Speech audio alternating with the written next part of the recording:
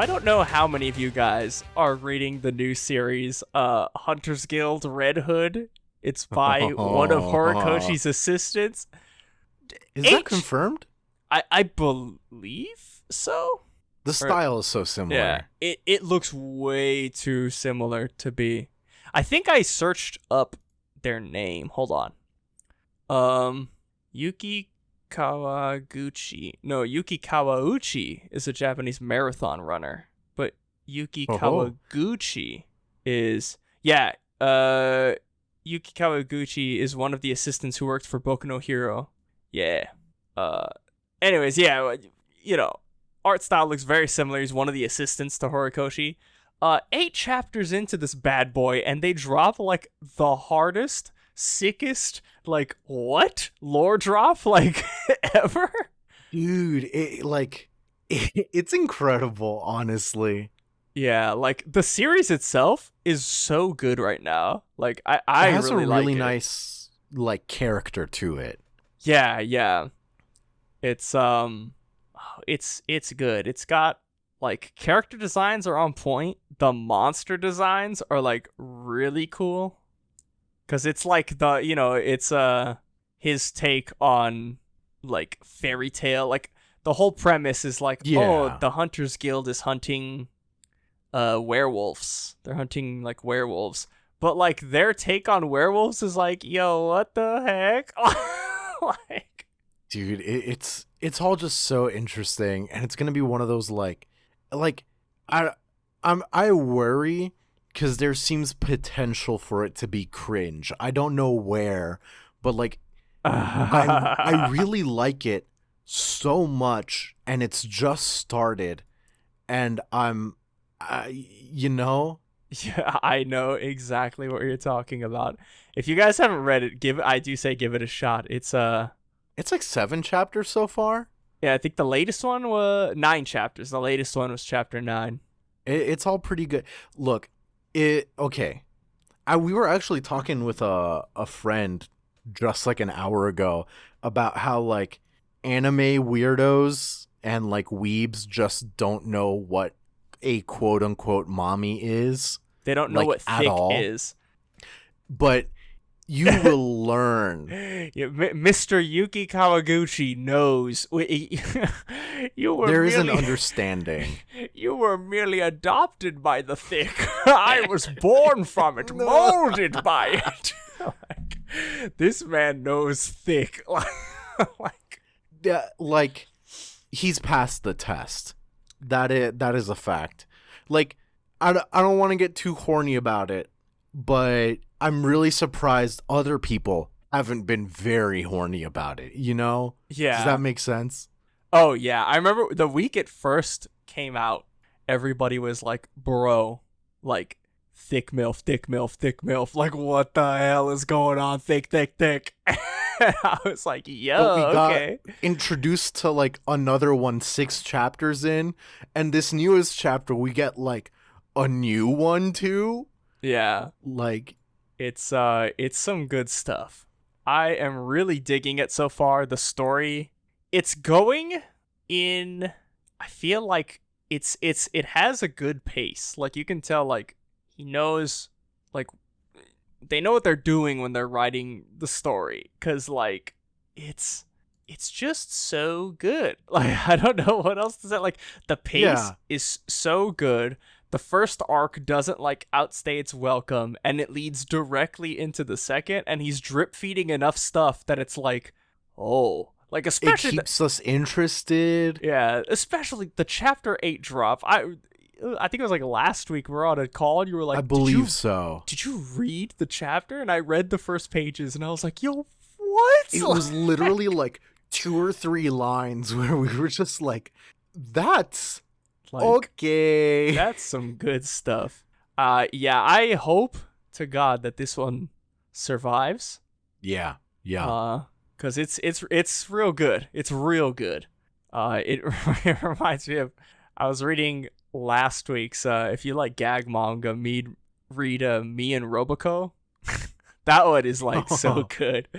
But last week's chapter was the Shonen Jump meeting And he like Roboco's like eating with the mom, and the kid comes in and is like, "It's time," and they're like, "All right, we have the Shonen Jump reader survey, like, but we have to like him and Roboco, like they don't get separate copies of Jump, they have to share, so they have to share the survey, so every week they have to have a cutthroat debate as to what to put as their first, second, and third, their top three."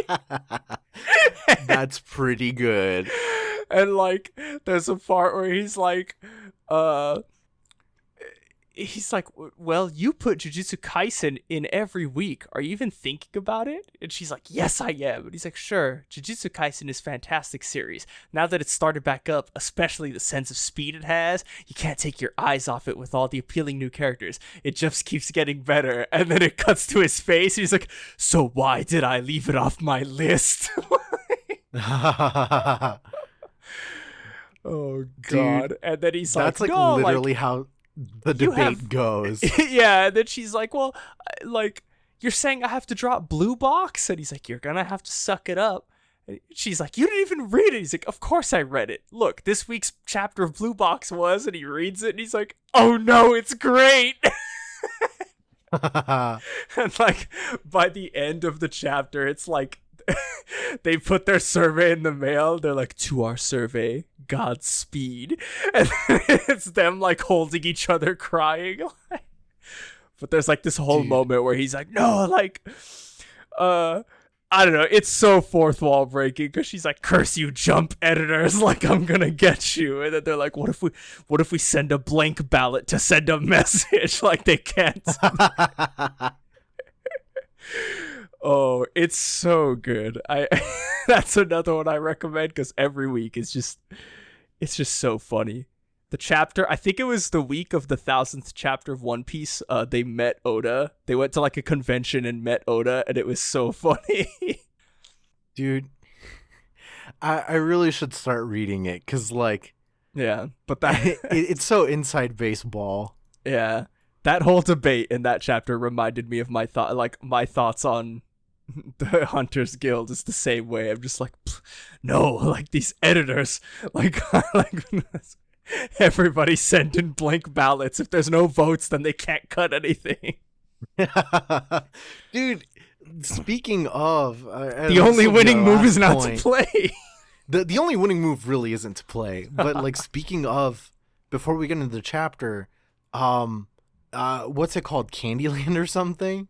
Oh yeah, that's like supposedly gonna end, I think, next week or something. Right after 40 chapters, I believe it was. It's on. I'm gonna have you guess what number it's on because I'm looking at it right now. That's kind of foreboding. I'm gonna guess 15. Okay, close. It's 18 right now. That's depressing. Which is wild. Cause like, I mean, look, you know, if you listen to the show, you know that we were big. Rest in peace. I'm making the sign of the cross right now. I'm not even religious. God bless its soul. Phantom Seer made it to like 40 chapters, and it was godlike every week. Absolute banger. Artwork on point. Power system cool. And then this Candy one has like, I haven't read too much of it. The artwork is on point. Like, it's solid. And like, it's just like, damn, you didn't even make it to 18? Like, dude, that's messed up. Like, it's pretty depressing. Like, I don't know. Jump's editorial department is a mystery to me. It's a mystery to everyone. We can only imagine what goes through their minds. It's all I can think about is it's that scene from The Simpsons where Mr. Burns is like, I have 1,000 monkeys typing on 1,000 typewriters, and soon we'll have the greatest work of fiction ever written.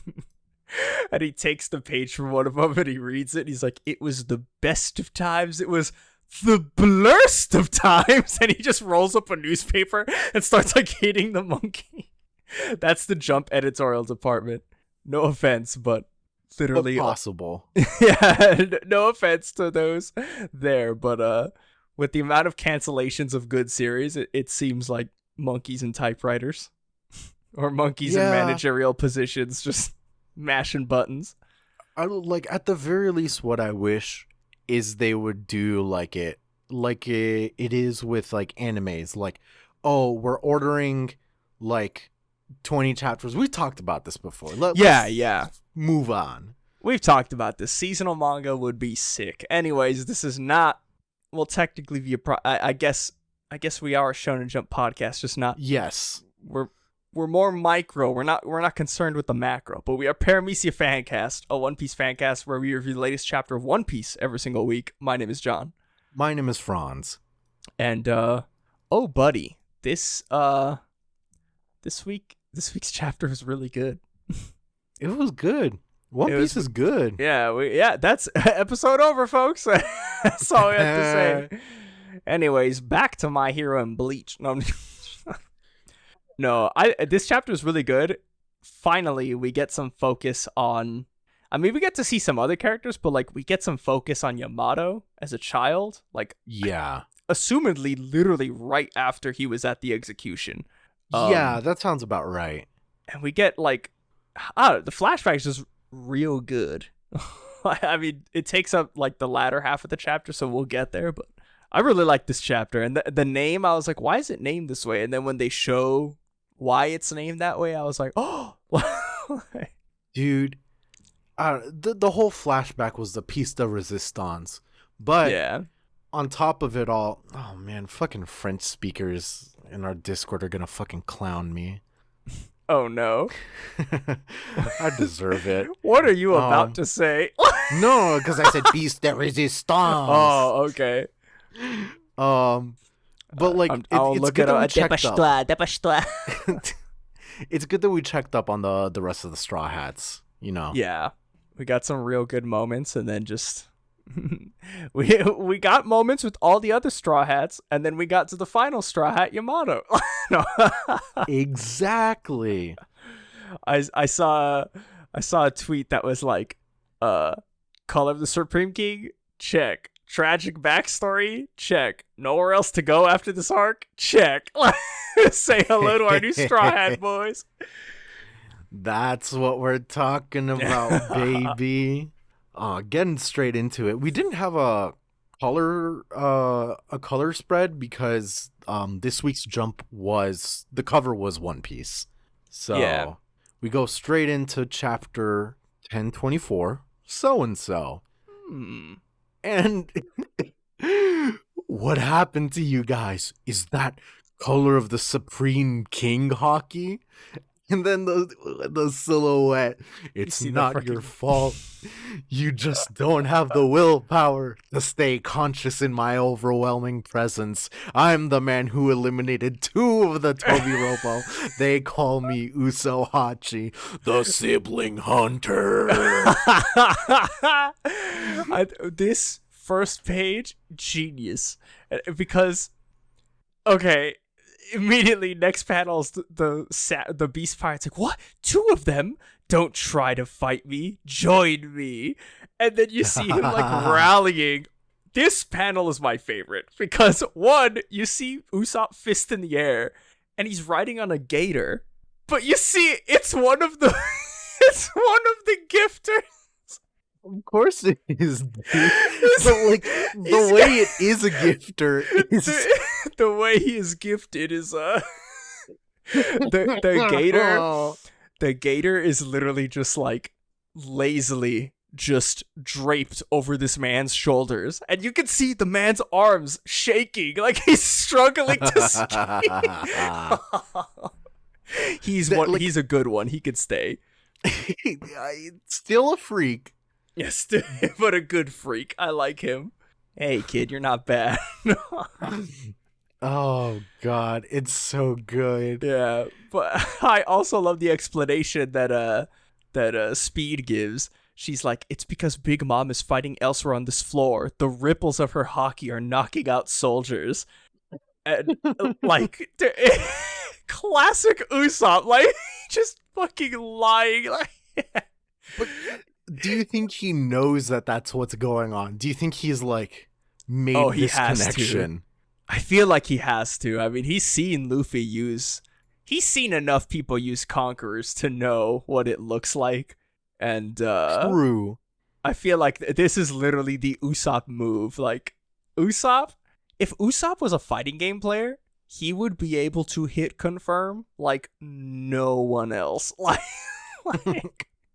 The mind games. yeah, he is. Usopp is. He's dumb, but he's so smart at the same time. It's the best. That's why we love him. Meanwhile, though, Nami's trying to, like, see what's the fuck's up. And, it's the first time she's been, like, free in a bit. And she's like, oh, what's up with Luffy? And she asked Frankie. Frankie's like, no. Momonosuke said he's okay. And then Nami's like, the gears are going in her head. And she's like, well, Momo's with Shinobu.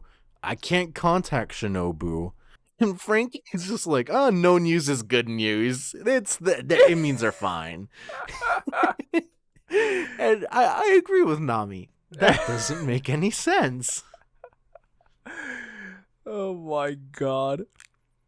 I love it. I love Frankie. And he's like, anyways, if you're all done up there, come on down. For some reason, everyone's going to the performance floor. And they're like, oh, go down, run. And then he just starts screaming to the Heart Pirates, like, don't let him into the performance floor. That's where Zoro and Sanji are fighting, the lead performers. And Beppo doing like a karate kick, like, don't order me around. Aye, aye. We're all equals in this alliance. It's so good. But, like, it's so interesting how the first assumption is like, oh, they're going to meddle specifically with the lead performer fight. Yeah. But we learn more across all of this. Yeah. Because we get to the third floor, it's just on fire. Because that's what Orochi was doing. He was just setting the whole place on fire. Yeah. And it's like, oh, this looks bad. We can't stop the flames. Evacuate to the performance floor. And Brooke coming out from the flames carrying Robin. Oh, I'm guessing I should feel hot right now. Well, too bad I've already been cremated. And I guess he's being like the straight man to himself because no one is up with him, Yeah. And he was like, oh, hey, who you calling cremated? I like to imagine that, like, Robin is asleep and he's pretending to be Robin saying that, and then he's responding to what she would have said. I don't think that's what's happening, but the thought is funny in my head. Like, it'd be really funny, yeah. Like, I'm guessing I should feel hot right now, and then he's like making a voice like, well, too bad you've already been cremated. Hey, who you calling cremated? Dude, get you someone that can do both. Funny man and straight man. Oh god, but I love our funny little skelly boy. He's like, Baron Corpse, you're all right? I had to get out of there. Robin was gonna burn up. How's the battle going? It's hard to tell. Everything's in pure chaos. And he's just running, and I love Robin sleeping ever so peacefully with a smile on her face. Because she literally just murdered Black Marie. I haven't forgotten. Oh, she talked herself out or whatever, but no. God, you guys ever just murder someone and then have the most, like, deep REM sleep? Oh, yeah, relatable. Relatable. But, oh, it's so good. We go to the fourth floor, and the kid pirates are there, and they're just, like, we've seen the kid pirates before, and, like, I've seen so many artists on Twitter draw, like, the kid pirates, like, they're so sick. They're so punk rock. But, they like, are. This dude has a knife, and it's just breathing fire. There's a punk with, like, a leather jacket just blasting the hell out of someone with his fist. This girl is, like, biting one of the beast pirates' arms. Like, what's her story? We need more of her. Yeah, what's her story? I want to know her. I want to know what led her to this moment. But oh god, we get all the Straw Hats this whole beginning of the chapter, them trying to get in touch with each other, like, to find out what's to touch base after they've literally just killed all the Tobiropo. And Brooke is like, Jinbei, come in, Jinbei. Third floor is a sea of fire right about now. Make your way down while you can. And Jinbei's like, fire? That's bad news. But then, who's holding Kaido back further up? And the real question. Yeah. We get performance floor outside. More and more enemies are rushing out of the castle. Out of the way, samurai. This is our castle. We own this performance floor. And Kawamatsu with the Yakuza is like blocking all of the beast pirates from even entering the performance floor. It's so good. I love Kawamatsu. Like, we love our little Kappa son. Our little Kappa son. But dude, we get to the main They're part. holding the line. Yeah. They're holding the line, and then we get on the little tippy top of the skull, some blood spilling. Yamato just going in Narikabura arrow. And Kaido doesn't give a shit. Kaido's like not taking any damage. But like, we gotta keep in mind that Yamato's objective is to keep Kaido back. Yeah. He like literally blocks it with one swing of his club and then immediately retaliates with Vajra arrow, which I think we've seen him do before, if I'm not mistaken. Because that sounds familiar. But yeah, and it makes sense that like Yamato's moves are like, Kaido does this, but I do it different. Yeah. I'm my dad, but better. Except also worse, because I'm getting my shit pushed in right now. Yeah. No, Yamato doesn't really take the hit too well. He goes through like a boulder. Yeah. And this is where like the real meat of it all starts. Because Yamato gets up. You've always intended to kill me. Completely wheezing, you know. Like, Kaido's not even breaking a sweat, really.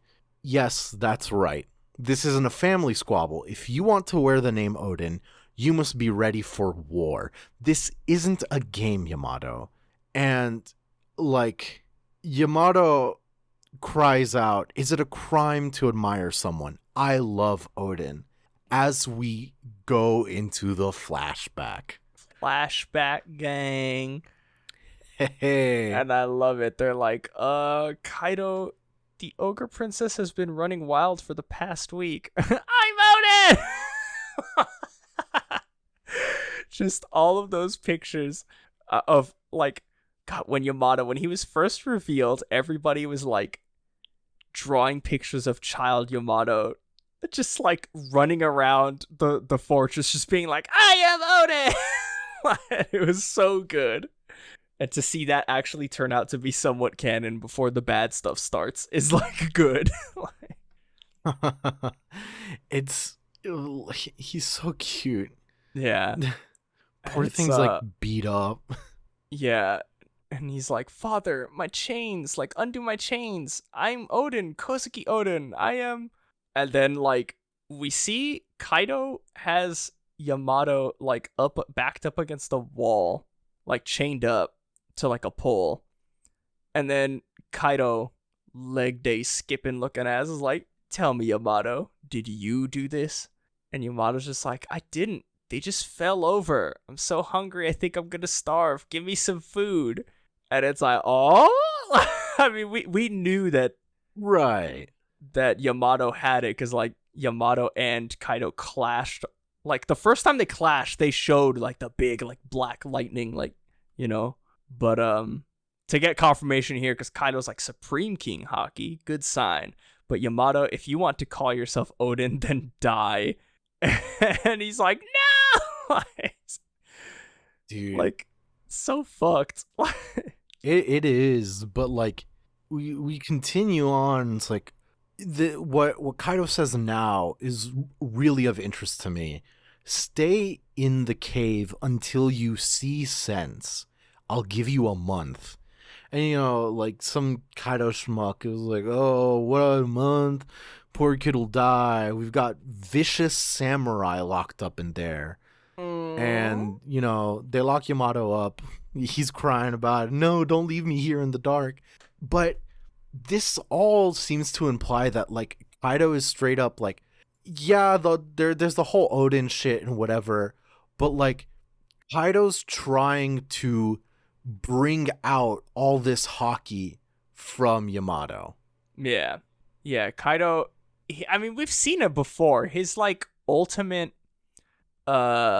his ultimate weakness, I guess, at least that's the way I see it, is that he like, how do I put this? I guess his weakness is that that might be just conjecture on my part. He believes that he believes the myths that he is the strongest creature. And I know like everyone's like, oh, the Vifer cards like say like straight up that he is the strongest creature and we got it in the lore, but it's like, what I mean is like the way he acts is that like with Luffy, he beat Luffy once. He could have killed Luffy, and you could say like, oh, like main character, he wouldn't kill Luffy. Okay, then Kid. He literally could have killed Kid, but he kept Kid around because he wanted to break Kid's spirit. Yeah, and he doesn't really see a threat ever. Yeah. And even Luffy, like Luffy was able to come back the first time, and like Luffy was able to come back the first time stronger and actually put like damage onto Kaido using the Supreme King like haki. So, and seeing this with the samurai, I'm like, oh, like Kaido doesn't get it, I guess. He doesn't like Kaido. I don't know if he doesn't get it, but it's like he's underestimating, I guess is a better way to put it, the power of like the whole crux of the story, like to pass on one's will, like, you know. Yeah, it does seem like he's because like he is powerful. Yeah, I'm not trying to say that he's not powerful. You know, I'm just trying to like, yeah, like you said, like Luffy coming back, what it did was it got him to like take things more seriously. This is where we got his hybrid form. Yeah, you know, but like. He doesn't like pull that out like fucking ever, right? It's Dragon or Kaido, nothing else. Yeah, and so like what Luffy did was caused Kaido to respect him. Yeah, but it didn't like actually put Kaido in any state of panic. Yeah, it's just he plays with his food too much, I think is the best way I can think to put it. He believes that if he leaves the samurai alive, they're like, oh, they're like, they'll give up. They'll come on my side eventually. Like, they're all weak-willed like gingivitis. Like, they'll just come to the winning side. And it's like, no. Like, these samurai have like fight with a purpose. Like, they have something they're willing to die for. So yeah, it's like you could put it kind of in a sense of like, you could compare it to the admirals and their like personal justices. Where it's not necessarily like a personal justice, but Kaido operates exclusively on an assumption of survival of the fittest. Yeah, it's strength or either all strength or nothing with Kaido, and it's like, oh, that's gonna bite you in the butt. Yeah. But which we kind of see at the end of this flashback, but like you said, like Yamato, they're locking up Yamato in the cave, and he's like, this message goes for you, swordsman of Wano. If you agree to join my army, I'll let you go. You can shout through the vent in the ceiling if you change your mind. And they're all glaring at. I love this panel, like the silhouettes of them all glaring at him. And dude, he's like, what? It's crazy. You haven't eaten for days, then let's have some food brought in, but only enough for one. You'll need some weapons too. And he's like goading them to like fight each other for the food. And they're like, but father, I'm the child of Kaido. They obviously bear a grudge against me. They'll kill me. And he's like, but aren't you Odin? And this part got me so hard. Like, I loved this part of the flashback. Yeah, no, it hurt bad because Yamato's a smart kid. In his own mind, he's like, I'm Odin, but I'm also the son of Kaido, his killer. I'm smart enough to know these samurai hate me. He wants them to fight to the death over that single meal, but not before they kill me first. And poor Yamato's just panicking about this. Yeah. And, like, you see one of the samurai pick up the swords, and we get to see, like, the silhouettes of their faces. And one of them in particular is like, hold on now. Wait a minute. And Dude, but Yamato's all of freaking them out. Like kind of. all of them. Like they all seem very very familiar in a way. There's But like like 4 of them, right? there's 3 of them in totals of the samurai in the cave. You sure about that? Yeah, Yeah. okay. So, hear me out. There's like 5 areas other than the capital of Wano, right? Yeah. I think And something like that. there's so we had Yasuie, who, like, he was done at this time, was done in by like the whole smile stuff. Or Well, like it was around confirmed this time. that it was confirmed, I think, in the V records that he never actually ate a smile fruit. That's true.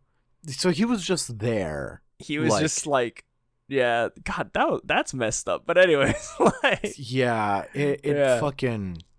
But I that get what you bites, mean. Yeah, at dude. this time, the town would have been smiled up, and he's there. Right. He's there. He's doing all that.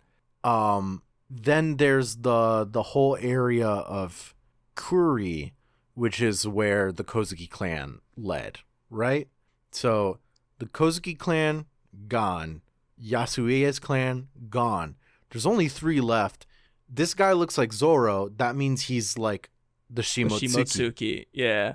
So he's got to be from that north area.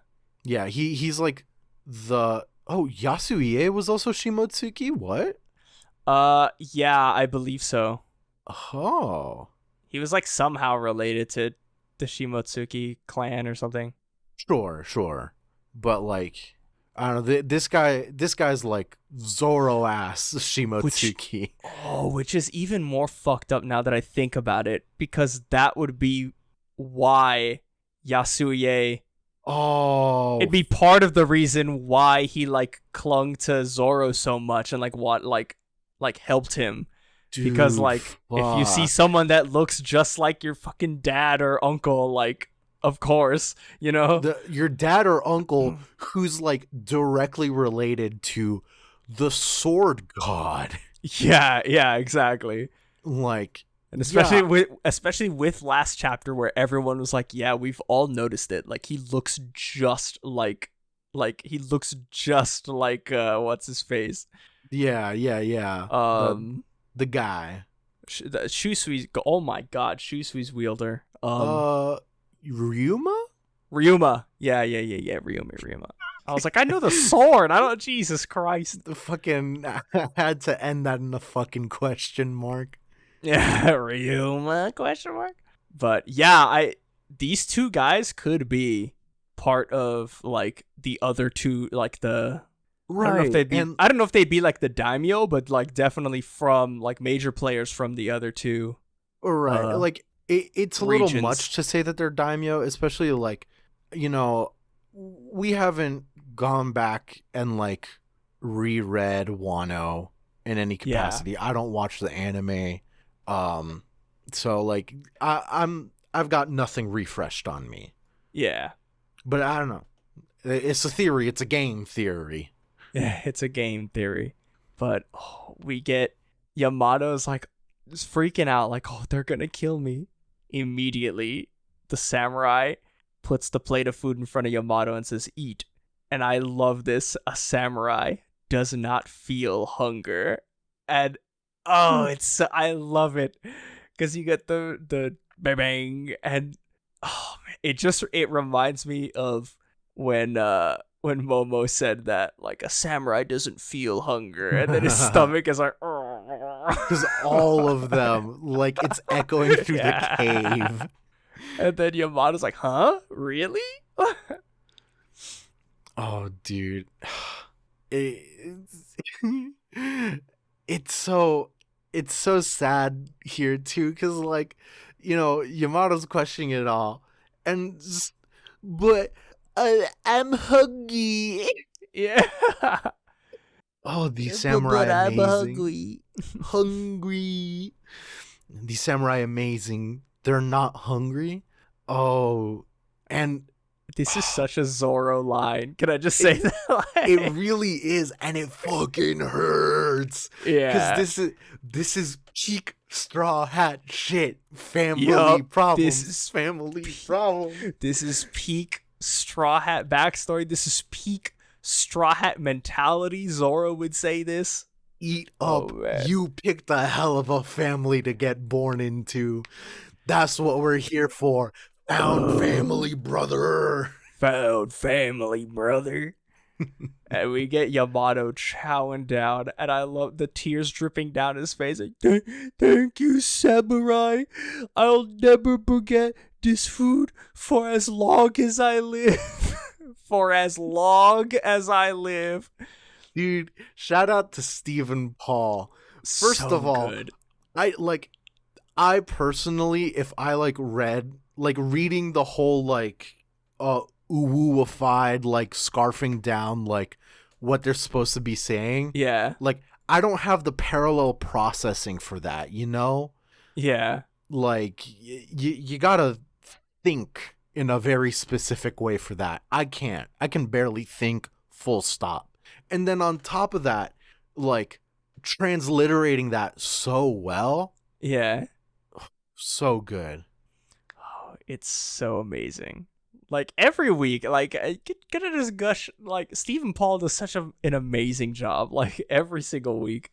Dude, Jump translators are fucking. They're good. They're good. They're good. Speaking of, Adri's reading through Naruto for the first time. Now. Yeah, that's a good one. No offense to anyone that worked on Naruto, because it more so than One Piece, it inherited a lot of the early Viz Garbo stuff. Yeah. Wasn't I know the Believe It was the anime, but doesn't he say it in I'm not sure. I'm not sure if it's in the manga, but there's a bunch of cringe shit with how they translate, especially the sound effects, because they the best example was the whole Doki Doki, because if you read shoujo manga, Doki Doki's ooh woo, I'm in love, but it's also something it's a heartbeat kind of thing, so it's something that you'd experience in a time of stress or shit like that, but they translate that as lub dub. No. And that's just it's so weird.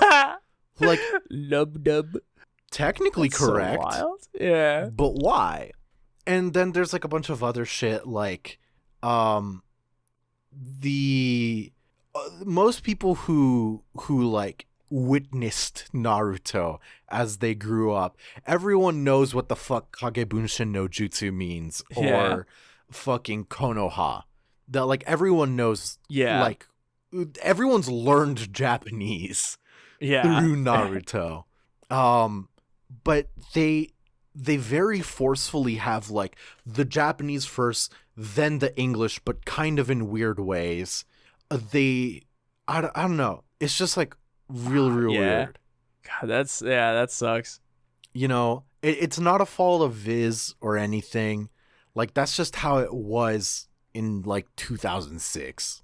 Yeah. Before 2006 even. In the before Louise. Times. Yeah, exactly. In the before times where you could search on YouTube Naruto episode 78 part 1, 2, and 3. Yeah. Dude, that's specifically why and where these people who are oh, but fanlations are better or whatnot, that's where it came from. Because the official stuff was bogged down in a lot of over localization. It's not an accurate way to put it, but you feel me? I understand the sentiment. Yeah. So weird decisions, I guess, is right. It was a bunch of weird decisions that they did that are technically correct, but it's just shrug. Why? Yeah. It's I don't know. Seeing stuff like that and then reading what's coming out currently, it's like, damn, we really have like they've taken it in a whole like way better direction translation wise. Yeah. Yeah. And Like like it's really solid now. it is.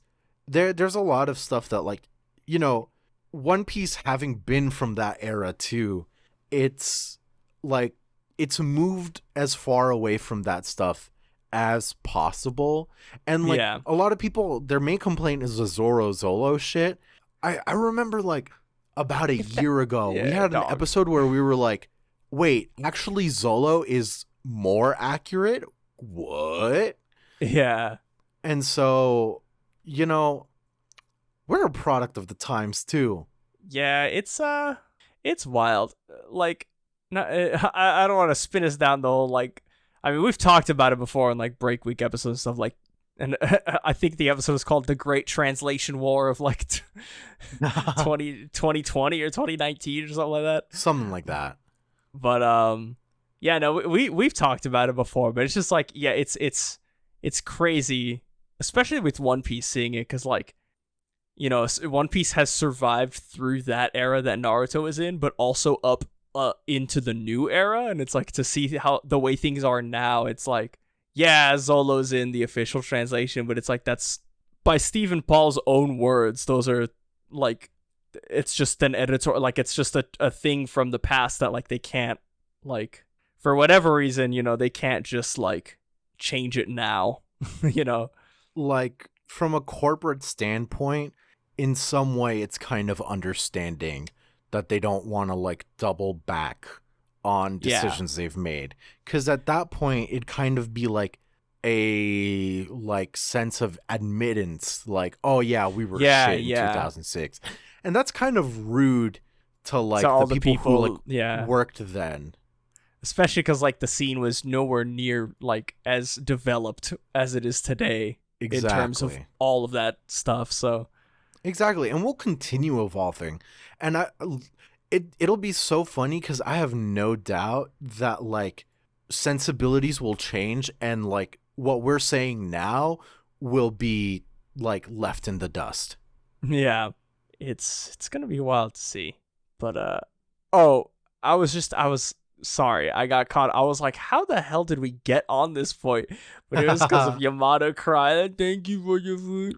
That's right. I got us off. That's no, on me, no, everyone. We're good. It's on both of us. But there's not that much of the chapter left, but we see Mr. Zorojuro Prime just sitting there, and Yamato's like, hey, do you think I could be a samurai too, even though I get hungry? And like, he pulls one of the swords, and he cuts the chain, and then he like drops the sword, and he's like scratching himself.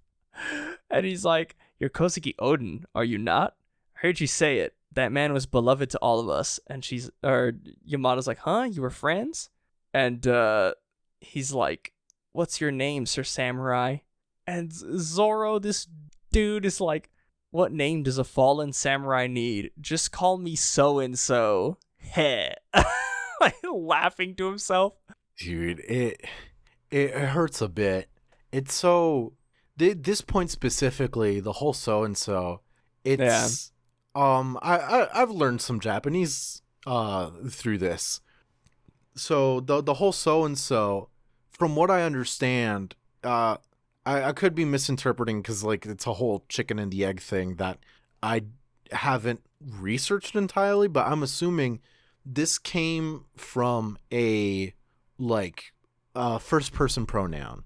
So like Japanese, it changes its first person pronouns quite often. Historically, there's been a lot of things.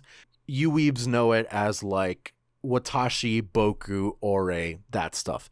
There used to be one bow that was just used as I, and it was used in combination as a couple of things, but just from like the dictionary entries that I was like seeing, that seems to have been like the oldest kind of use, and the more modern use, it's evolved into a word, nanigashi, and as it's used here, it's kind of just used as like placeholder name as just a Mr. So-and-so. That's in cool. Spanish, I don't know if we have any Spanish listeners. I mean, fucking Romance languages, it's all the fucking same. So, like, at least my parents, they'd be like, oh, Pedro de tal. Like, some Peter. Peter something is basically what they'd say. So this seems to be some kind of equivalent, but it doesn't evolve from, like, a name as we're used to. Like, in English, we have, like, the whole John, Jane, Doe kind of shit. Instead of that, we've got so-and-so. So-and-so. So that's your bit of trivia. Hell yeah. You said the pronoun for it was beau, and I was about to lose my shit if you were gonna say, and what he says here is just call me Bobo. So, there are several ways to say. Oh no. There are several ways to say, Mr. So-and-so, and Japanese does have it's a grammatical function of, like, repetition. It has a big brain word. I don't remember it right now. But, like, it happens in, like, AAVE, where, like, don't crucify me. I'm gonna come up with some fucking bad example. But, like, oh, like, I had to do some work today.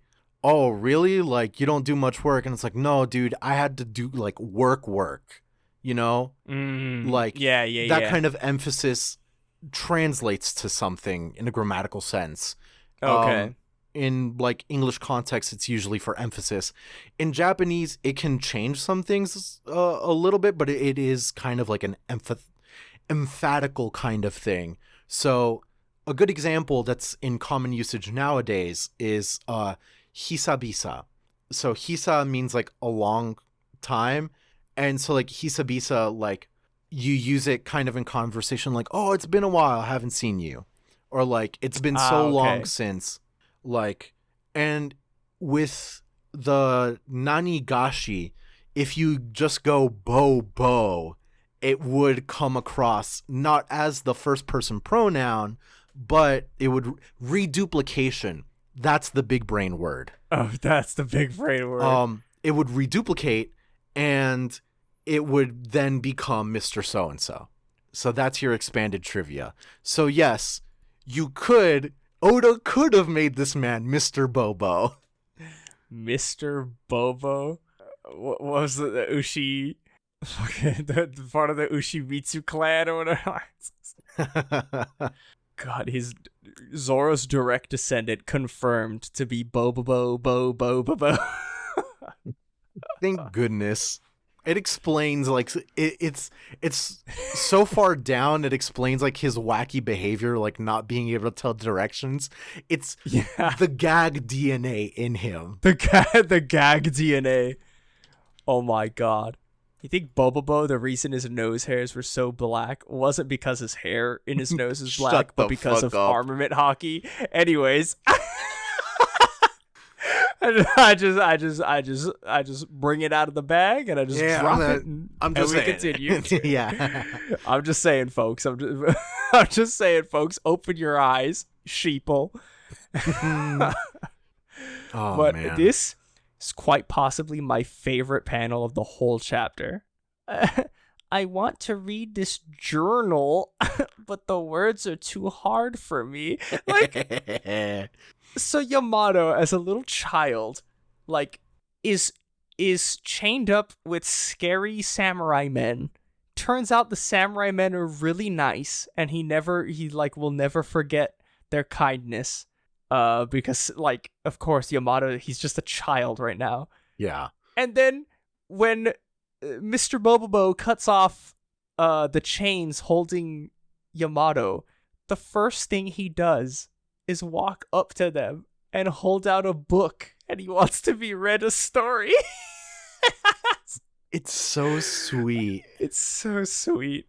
But I love the samurai, like, is that Odin's voyage log? And you can see on the front Odin's travels. And, like, you know, this takes place after Odin was killed, and we saw Yamato's, like, clothing in the panel where Odin was like in the chapter where Odin was killed. And so I don't know if it's been like confirmed, but I think it's just like assumed that like at Kaido's or at when Kaido killed Odin, like that's when Yamato got the book. Like either Odin had it on him or it was like in the castle, like Yamato just picked it up. Like Yamato found it, you know? Yup. Yamato's got the key to everything, and these samurai are just like, God damn. Yeah. But the way Yamato lights up, having it read to him, ooh, I love it. It's so good. And I love this. Like, well, it's been 10 days now, and you can hear them like laughing in the thing. And they're like, Yamato, it seems to me that your father might actually intend to let you die. At this rate, we won't be around to see this battle 20 years in the future that Odin speaks of. And then Yamato's just on the floor like, when that time comes, I'll fight on the side of Wano. I'll have gone to sea, and I'll be much, much, much stronger.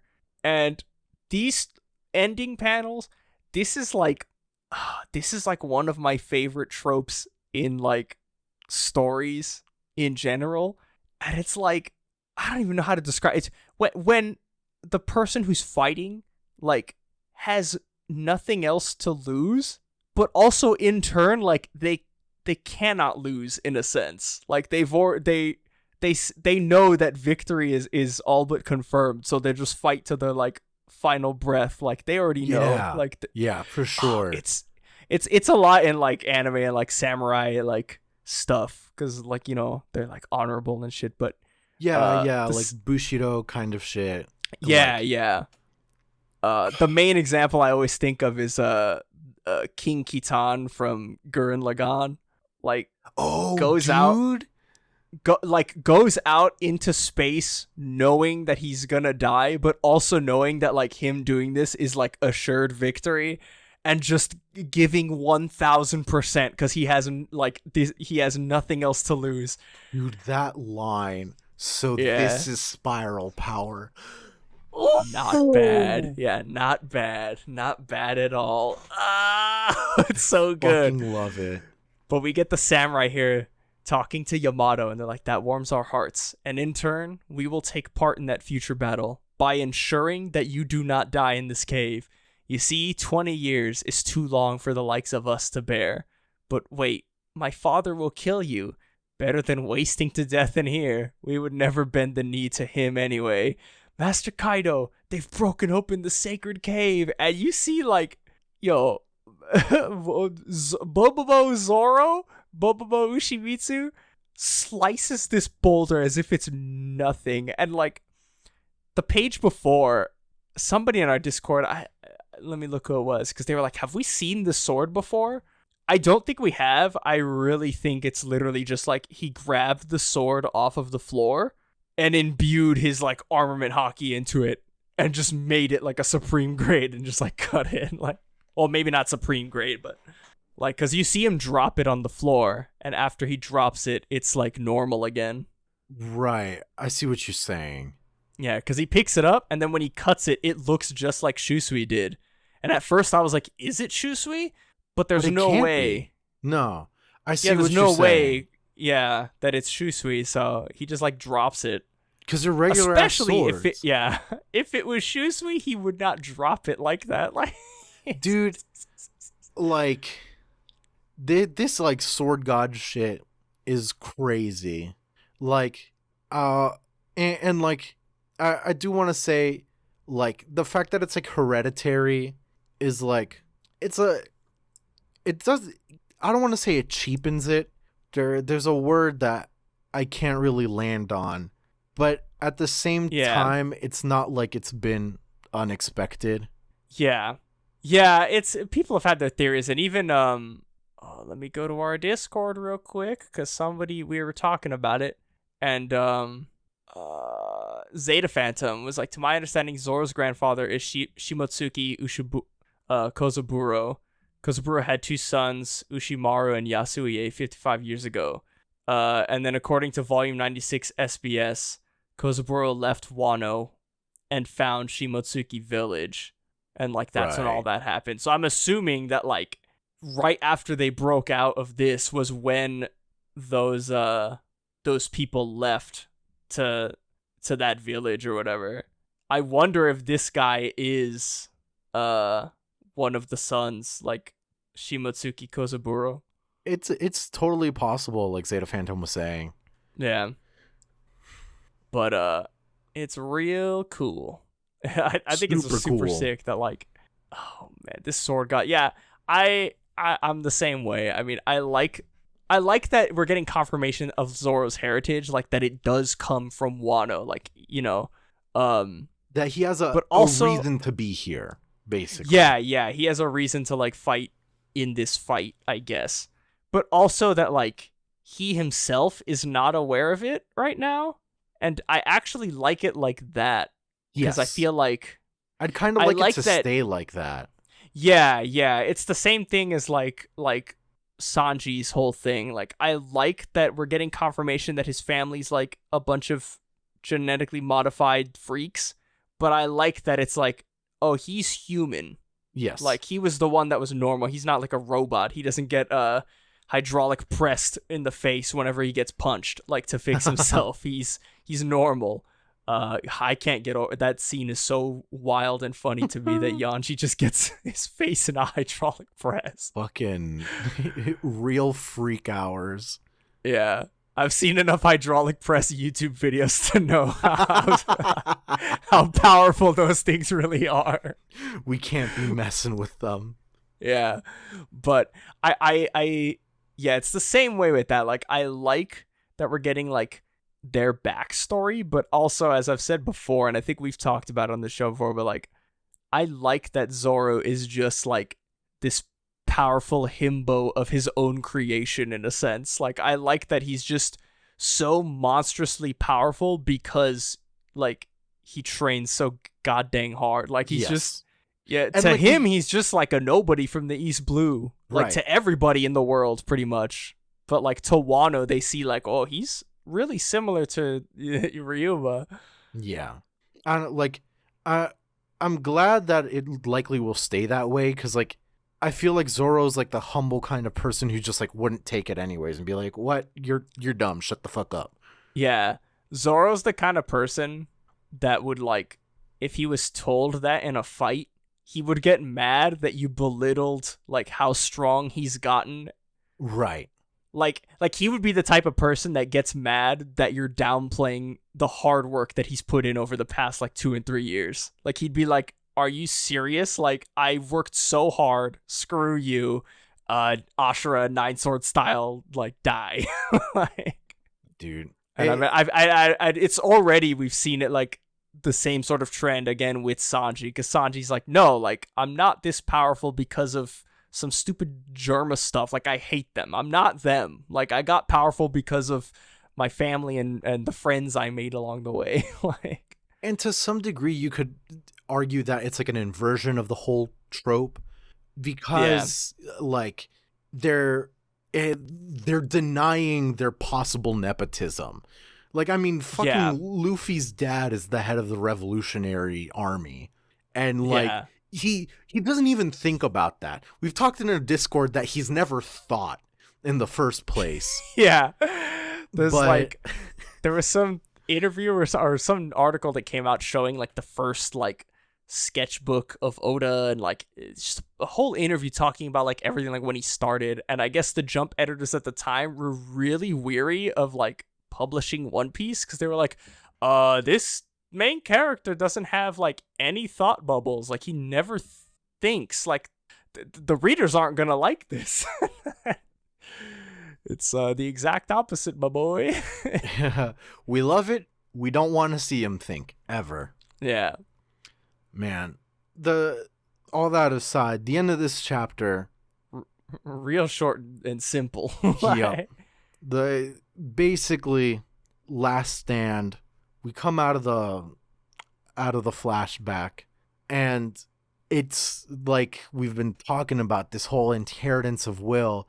Yamato inherited the will of those samurai, and he says, I'm not alone. There are people who believe in me, people who accept me.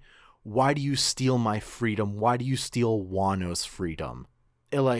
It's so good. Yamato as a character, chef kiss. Chef's kiss. And Kaido retorts, like, because life isn't a series of simple questions with simple answers, you naive child. And they clash their Thunder Bagua.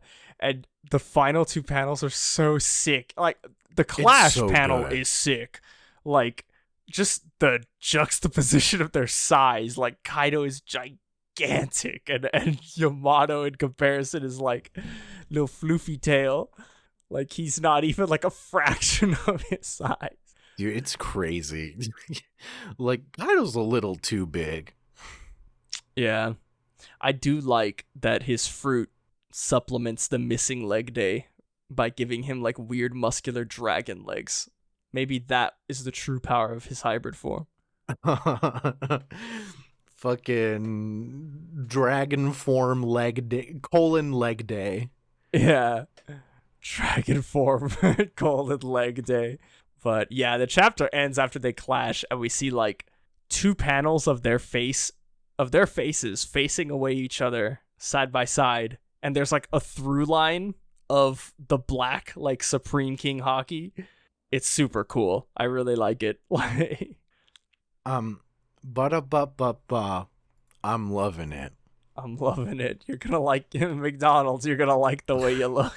We can't do this. We can't do Sign us off. Yeah, that's gonna be it for us this week. We're not on break again next week. Next week we're getting another chapter. This is like hell yeah, 3 or 4 weeks in a row. Hell yes, I'm so about it. But yeah, we'll be back next week with chapter 1025. Don't forget to follow us on all of our social media. We are at Paramecia Cast on Twitter, Paramecia Fancast everywhere else. Episodes get uploaded every Monday following the official Sunday release.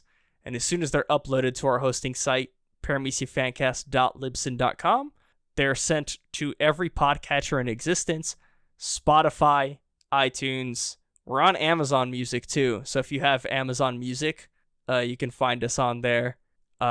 Basically anything that can capture an RSS feed, that can capture a podcast in a little jar and put it into your ears, we're there.